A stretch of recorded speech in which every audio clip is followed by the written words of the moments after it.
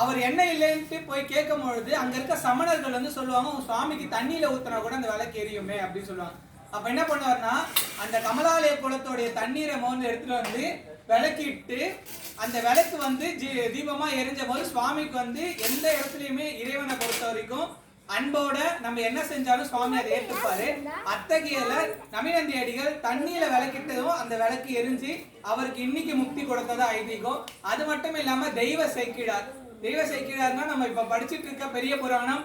பெரிய புராணம்னா என்னன்றதை முதல்ல தெரிஞ்சுக்கலாம். இந்த அறுவான்மூமை நாயன்மாரும் நமக்கு வந்து சுந்தரமூர்த்தி நாயன்மார் திருத்தொண்ட தொகையில கொடுத்துட்டாரு. தில்லைவாழ் அந்தரத்தம் அடியார்க்கும் அடியன்னு சொல்லக்கூடிய அந்த பதிகத்தை கொடுத்துட்டாரு. ஆனா யார் யார் எப்படி எப்படி முக்தி அடைஞ்சாங்கன்ற இதுமே நமக்கு தெரியாது.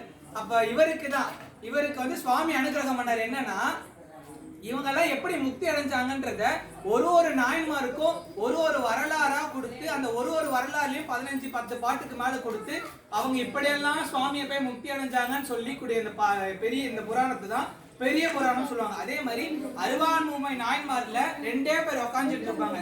அறுவான்மூமை நாயன்மார்ல ஒருத்தர் பாத்தீங்கன்னா நம்ம காரைக்கால் அம்மையார். அடுத்தது நம்மளுடைய அதாவது சமய குருவர் சைவ குருவர் சொல்லுவாங்க. அந்த மாதிரி இவங்க சந்தான குருவர்கள்ல முதன்மையானவர் இவர் தான். இவர் வந்து நம்ம எல்லாருக்குமே குரு. எதனால இவர் குருவானாருன்னு பாத்தீங்கன்னா, நமக்கு இன்னைக்கு நம்ம படிக்கக்கூடிய அந்த பெரிய புராணத்தை வச்சுதான் இத்தனை நாயன்மார்கள்லாம் இத்தனை நட்சத்திரத்துல இந்த இடத்துல இந்த மாதிரியான குரு பூஜை, அதாவது இப்படிவே முக்தி அடைஞ்சாங்க. குரு பூஜைன்னா என்ன? அவர் முக்தி அடைஞ்ச நாள் நம்ம அந்த நாளை ஞாபகம் வச்சு அவரை குருவா ஏத்துட்டு அவர் பூஜை பண்றதுதான் நம்ம குரு பூஜையா சொல்றோம். இப்ப இவருக்கு இன்னைக்கு சுவாமி நம்மளுடைய குன்றத்தூர் இருக்குல்ல, அங்க இருக்க சுவாமி கோவில தான் இவருக்கு முக்தி அடைஞ்சாரு. அதே மாதிரி இவர் வந்து அங்க சுத்தி வாழ்ந்த, அதாவது நம்மளுடைய இடத்துக்கிட்டவே வாழ்ந்த மனிதர் இவரு. அங்கெல்லாம் சுத்தமா சுவாமி அவருக்கு அனுகிரகமான ஒரு விஷயத்தையுமே அவர் பெரிய புராணமா தொகுத்து நாயன்மார்களை பத்தி பெரிய வரலாறு எழுதி கொடுத்தாரு.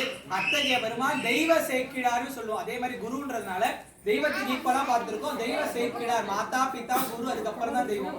அத்தகைய குருன்றதுனால இவர் தெய்வ சேக்கிழார். அதே மாதிரி அறுவான்மூமை நாயன்மார்கள்ல லாஸ்டா உட்காந்துட்டு இருக்க தொகையடியார்கள் முதல் இவர் தான். இவரால தான் நமக்கு பெரிய புராணம் கிடைச்சது. அத்தகைய பெருமானை என்னைக்குமே போற்றி பணிஞ்சு வணங்கினால்தான் இவங்களுடைய நல்லவருக்கு போக முடியலனாலும் இறைவன் நமக்கு நற்கதியை கொடுப்பாருன்னு அனுகிரகம் பண்ண வர வேண்டிட்டு சிவா திருச்சிற்றம்பலம்.